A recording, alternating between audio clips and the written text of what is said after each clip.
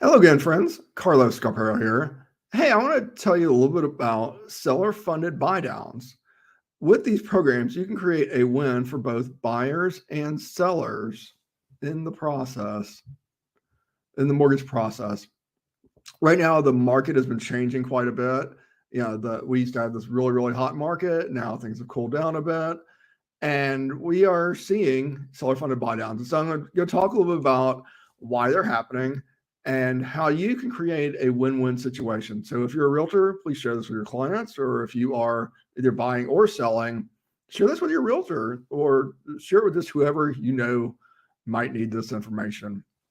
Again, my name is Carlos Scarpero. I am a mortgage loan officer here in the Dayton, Ohio area. So if you need a loan in Ohio or a few other states, please feel free to reach out to me.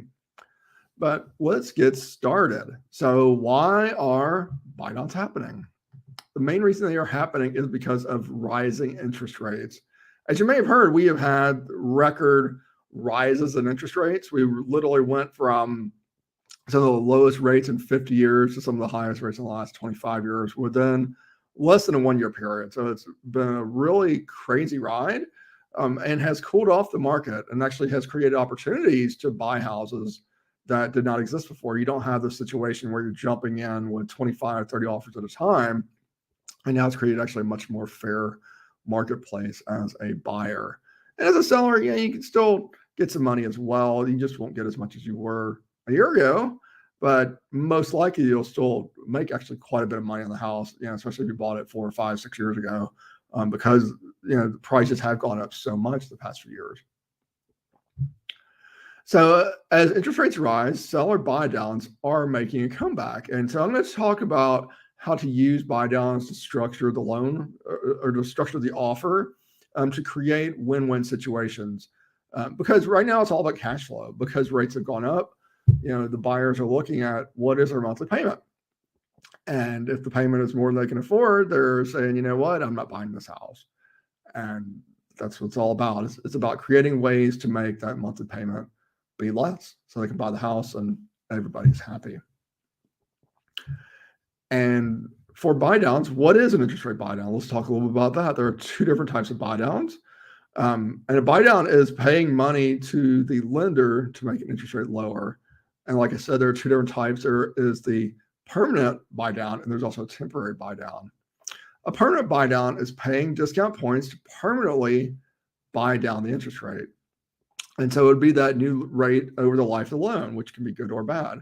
If you do plan to keep the loan a long time, then that lower rate will save you a lot of money.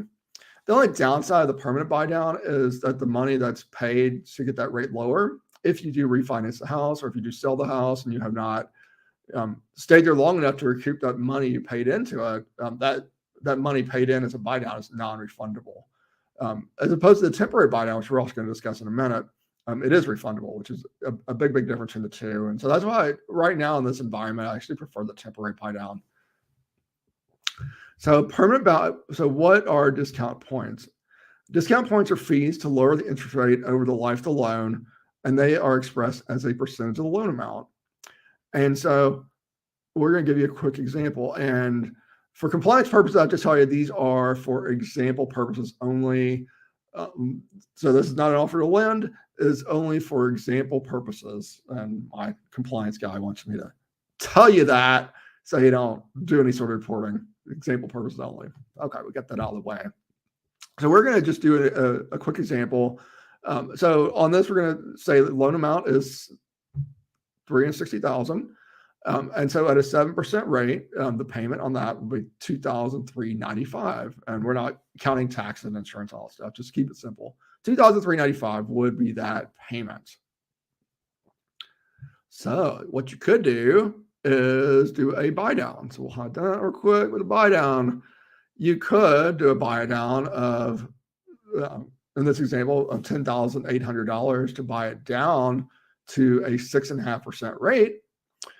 Which would save you, if my calculations are correct, $119.65 a month.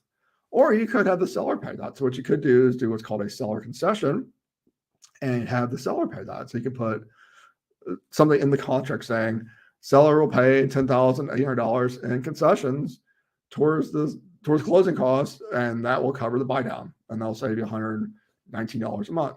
Now you might be wondering, well, why don't we just lower the price by that? Well, as I'll show you later, that's actually a higher amount than you would save by just lowering the price by 10 grand. So that is just one example of a permanent buy down.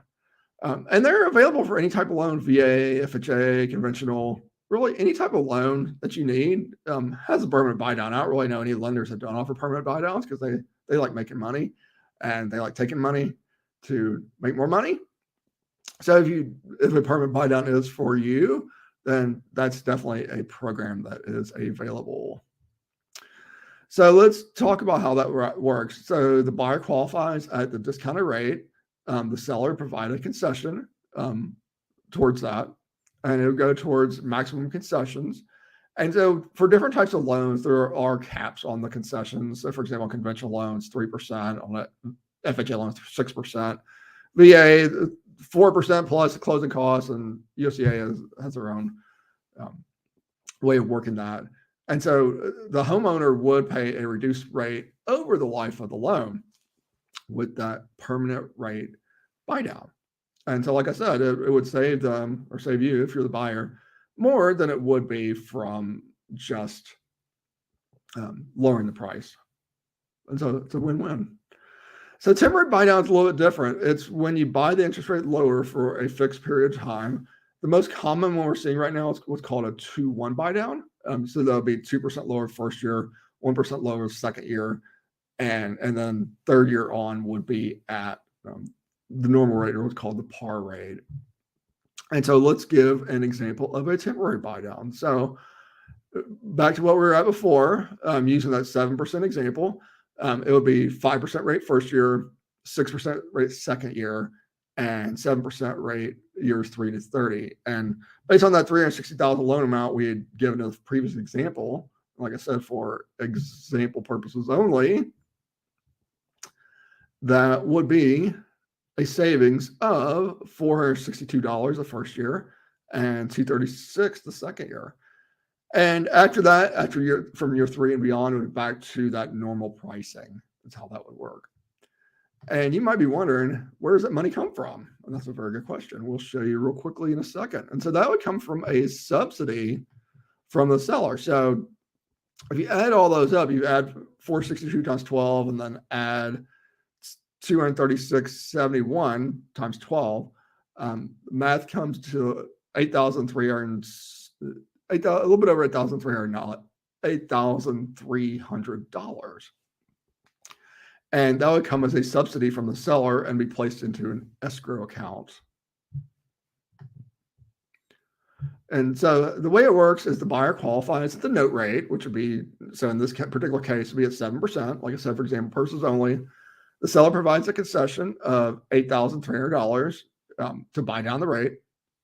And then the homeowner eases into that payment and most likely can refinance. There's no guarantee they can refinance. So I tell people if they want to do the temporary buy down that, we are seeing rates come lower. Most likely rates will be lower next year, but there's no guarantee that, you have to be willing to say, 3 years from now, the rates might still be the same or higher and can't refi, or things might happen with, credit qualifications and stuff. You might not be able to refi, and you have to be okay with that. But, we're taking that chance, that leap of faith that rates will be lower and, you can ease into it. And also sometimes it's income situations too. Sometimes people are like, well, I'm really tight with income now, but I know I'm getting a raise next year. And 2 years from now, I'll be able to afford $400 more a month because, I'll be making more money. That's another good use of it as well. And, temporary buy downs, you can use those for FHA, conventional, USDA. There's not really a lot of difference in that, but not every lender offers temporary buy down. So that's one of those things you have to talk to your loan officer about. We offer those on all programs. We have different lenders that will offer them. So it's pretty easy for us to do them, but not every lender offers those. And so it's definitely something you have to talk to your loan officer about. Make sure they have a buy down program available before you commit to one. It's also something you need to talk to your realtor about because it does need to be written into the contract. You can't be like, oh, we're just doing a buy down, you have to make sure that the realtor has that worded correctly in the contract. And so if you're the buyer, then make sure to talk to your realtor about that. Or if you're the seller and you think, wow, this might be a good thing to offer to help the house move quicker, definitely discuss this with your realtor because it does need to be in the contract.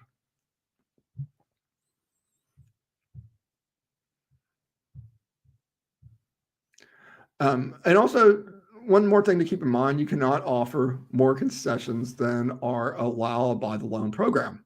So like I mentioned a minute ago, conventional loans, 3%. Excuse me. Conventional loans, 3%. FHA loans, 6%. VA loans, 4% plus coding costs. And USDA, I believe, is also 6%. 6%. So I'm looking at my notes while I'm talking to you. It's 6% on USDA as well. And so sometimes you have to also look at, what kind of concession do you want? Because there's another kind of concession, a whole different discussion, is what's called a closing cost concession. Maybe paying title fees and things like that instead of a buy down. And so that's one more thing to consider, that maybe instead of doing a buy down, you might want to have them pay title fees and pay some of your prepaid fees, pay some of your prepaid insurance, those type of things. And so sometimes, if you combine the buy down with those other concessions, you might end up over that limit. You have to determine, well, is the buy down more important, or is getting all those other concessions more important? It's one of those things you have to look at your budget, kind of figure out, what is the best strategy. And certainly, if you want help with that, I'm working with you, feel free to reach out to me. I can certainly run through those numbers, help you figure out what's the best way to make that happen.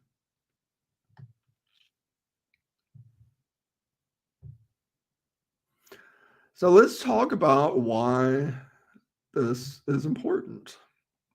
So why do a buy down? Like I'd mentioned a minute ago, if you did that $8,360 from a subsidy, you're really like, well, why don't I just lower the price? Well, here's what's really interesting.